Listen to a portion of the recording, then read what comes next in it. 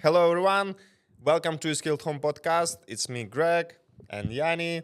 And this podcast, actually, we will organize in the way of questions and answers because one of our good member set a lot of questions and curious to get the answer to it. Yanni will be reading it and will try to answer in the way so it will be understandable for majority of people. Yeah, so let me start with the first question. But I would like to say hi to you. You know who you are. Thank you so much for the questions. Why do you train the way you do? That's the first question she asked.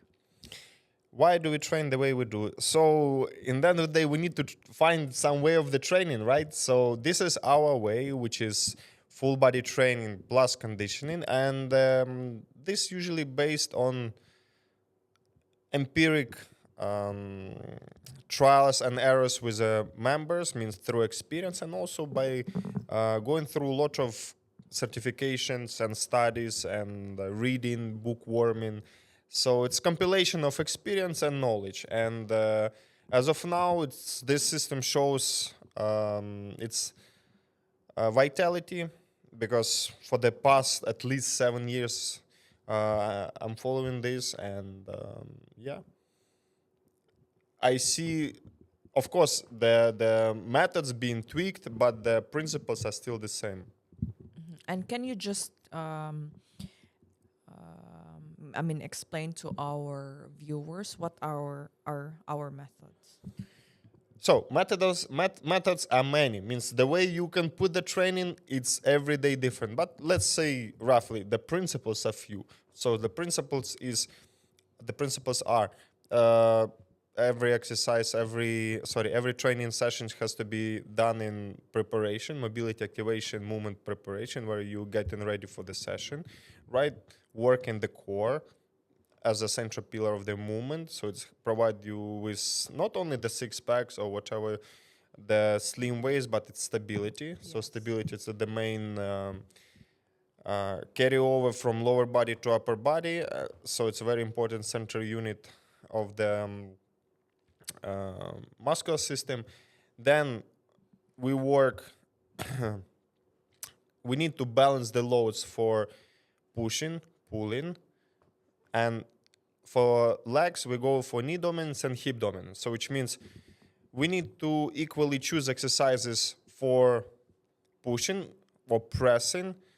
For example, it can be horizontal press, vertical press, and pulling, horizontal pull, vertical pull, knee dominant, which is squats, lunges, Bulgarians, hip dominant, which is deadlifts, RDLs, different single leg hip thrusts, and this type of fashion. This has to be equally balanced. Then conditioning methods or energy system development, where we work on our heart. It takes depends of the training day, 5 to 15 minutes in the training session where we work on the different energy system. But roughly saying, we just work on our cardiovascular system. This has to be implemented, and that's it. So these are principles, right? Methods, how we will do it in the circuits, in the EMOM, in the as many repetitions as possible towards something, or we just focus to go from exercise to exercise with precision and time under tension technique. It's depends of the individual. It's very personalized and depends of the readiness of the person of the day or overall physical readiness. So there are methods, but principles are the same. Okay, can you just, briefly, for example, give me two different, for example, let's put me as one of the, a client Yeah. which is healthy, don't have injuries, have the energy, and another one is for a client who basically, let's say, what's the usual, injuries our members have? Either it's lower back pain issue or something with the knee. So have two different kinds of, not kinds, but two different Okay. member. So Show how you program according to our principles plus different methods also. So our audience will understand. Okay, let's try quickly think about it. Okay, healthy individual. So we can apply any methods possible towards the person. Everything will work because there is no restriction or limitation. Yeah. So, for example, warm up, mobility, activation, it's done. I would use some power work, some jumps, some plyometrics in order to not only strengthen the nervous system but also strengthen the, it's called we'll use plyometrics to strengthen the ligaments on the ankles, on the knees, on the hips, different type of bones, hops, jumps. Yeah.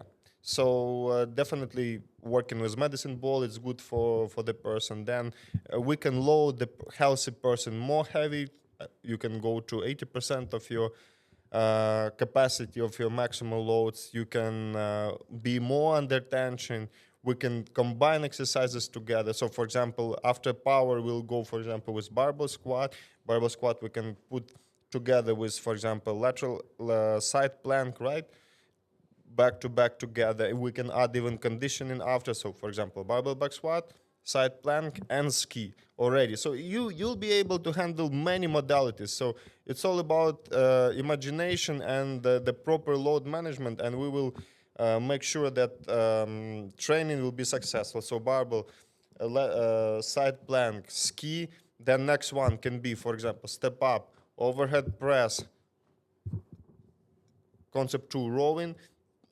You name it, there is no issue. So the training session will be close pretty on intense matter, plus many movements will be covered during the session. Okay, now we see somebody with limitation. Still, yet we need to cover full body training, right? However, there is lower back or knee pain. If it's lower back pain, definitely we'll try to avoid something which is called axial loads, which is something which is pushing gravity downwards. Like, yeah, we'll not do back squats. We will probably do something seated, right? Okay, legs we can cover through laying down leg curls on Swiss ball, leg extensions, whatever you name it. Keep core still for the lower back pain. Depends of the how severe it is, but plank variation, it's a great way. Some very anti-rotation or stability exercises for the core.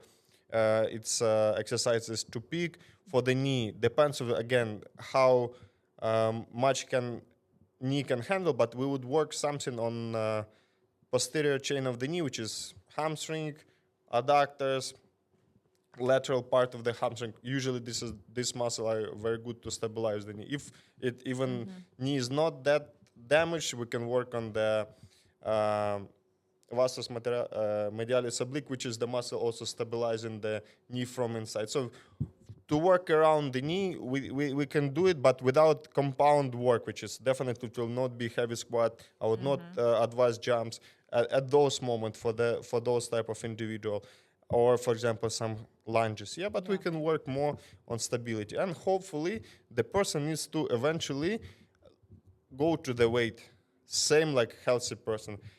So it doesn't mean all our training period will be linked only in this prehab or rehab exercises. No. We need to keep in mind that sooner or later, depends of the severity of the injury, we'll need to move individual towards the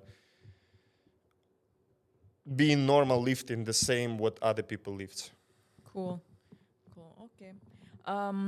Second question she has. You take an individualist approach in the sense that you base each workout on the specific client you have. How do you tackle that in partner trainings?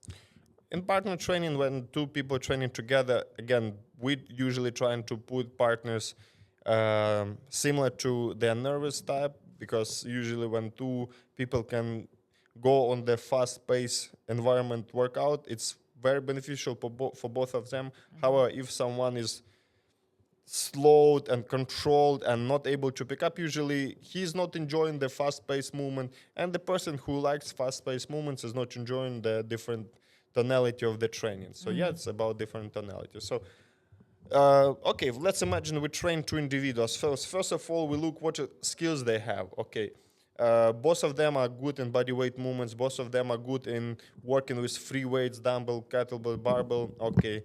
Both of them have relative strengths, meaning they good with pulling, Pull up. pushing themselves, as a body weight. Okay. This we have as a baseline, right? Then we figure out which exercises are best for them individually. For somebody can be push up, for somebody can be shoulder taps, yeah? Because basically, not similar movement patterns, but similar loads, right? Shoulders and core and arms. So for one, we'll prescribe push up, for one, we'll prescribe shoulder taps. Can both of them do lunges? Can both of them do squats? Yes, they can. We'll prescribe the same. Can both of them do some overhead presses? Yes, they can. So the difference only for one, we prescribe a little bit more weight, for one, we prescribe a little bit less. And that's it. Now we can challenge them, whether it's in timing, whether it's in repetition, whether it's how many circles they can close. So it's all about the program of the day. But we just need to pick up exercises they're competent with, loads they're comfortable with, and intensity they can handle. Cool, cool. So basically, even if it's two, different individuals together, there it's still the training program that you will be providing will still be Individualized, personalized. exactly. We will Yeah, not give you something which you cannot handle or exercises which is not meant for you. true. Cool. Okay. Last question because I think we have 5 minutes on the clock. I think this is the probably the most common question that whenever a lead comes here or just checking our place up, they always have this question about why we don't have machines. How can we train without machines? So let's admit that Right? we already slowly adding machines. We have already leg extension, leg curls. We have, I would consider still, yes, cables are considered as a free weight, but it's also somehow They are always of curious machines. about Yes, this. there is not plate loaded single movement machines here in our facility. Why? I'm not saying that they are bad. They're amazing part of equipment and such a great additional piece of art in the fitness environment, right?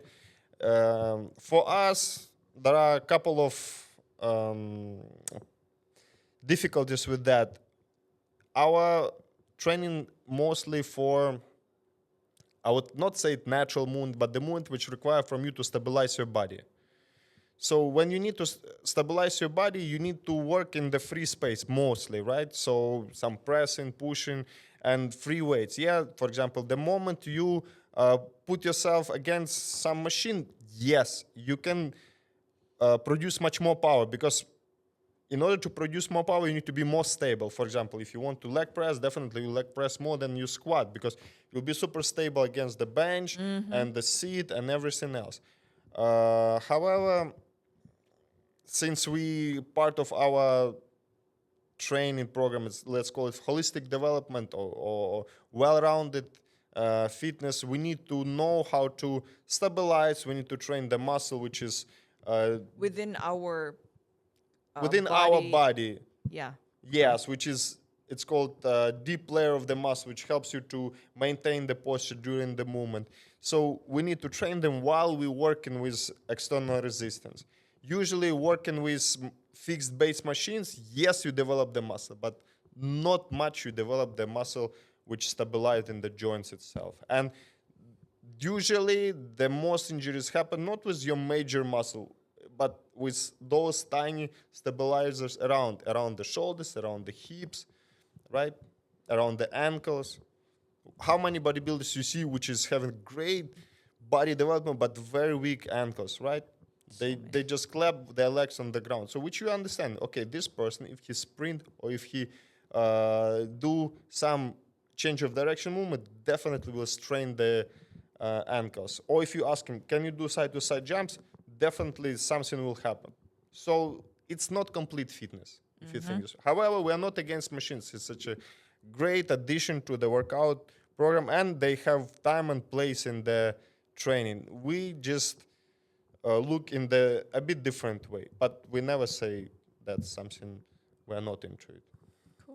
I think that covers our time with this topic. And we will be covering more questions on the next episodes. But as for now, everything is good.